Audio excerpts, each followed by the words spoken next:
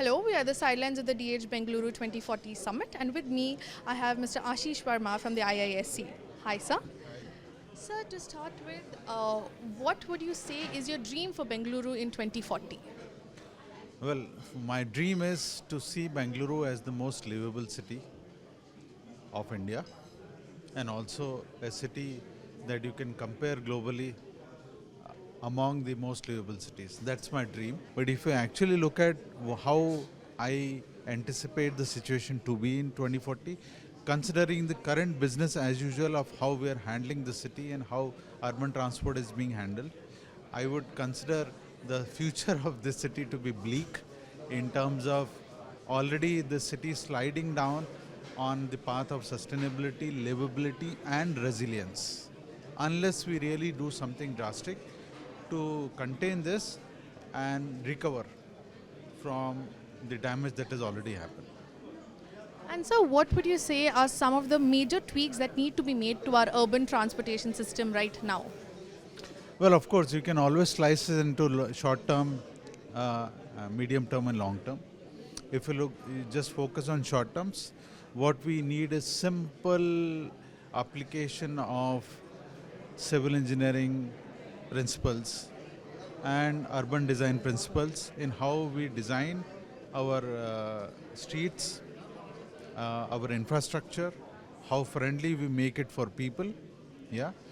For example, simple junction improvements, low cost. Yeah. Not always fancying about putting flyover and underpasses at every junction.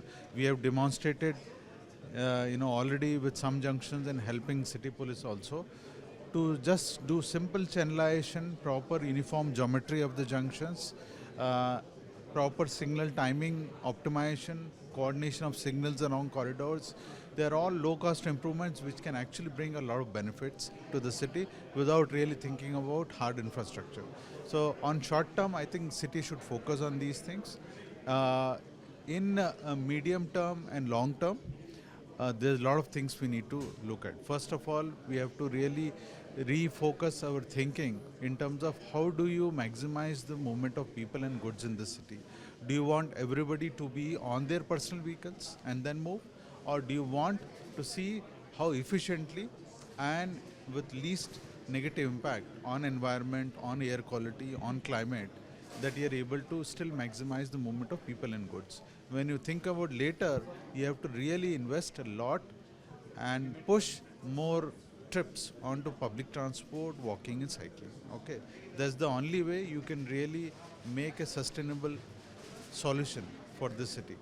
Along with this, there are some fundamental changes required in how we are handling the function of urban transport, including traffic management. One is that we need a dedicated urban transport service cadre in this country. There is a huge dearth of people with right skills, knowledge and background in our urban local bodies, which is a key reason why the state of affairs and this city is in such a mess and most of the other Indian cities. So we need a dedicated urban transport service cadre, both central cadre and state cadre, through PSC and through state PSC, through which the officers will go in all urban local bodies and will handle this function much more scientifically. Second is, with respect to handling traffic, there are two aspects: traffic law enforcement and traffic management. I strongly feel traffic management should not be handled by traffic police at all. And you would be surprised to know, nowhere else in the world general police actually handles traffic management. We have a unique model here, and that is one of the root causes of why our traffic mess are so complicated and so amplified. Okay, we need dedicated bodies like Transport for London in UK or Singapore LTA to actually handle the function of traffic management along with transport planning, along with public transport operations, etc. These are some fundamental reforms required. If we don't do that, we'll still be scratching on surface only.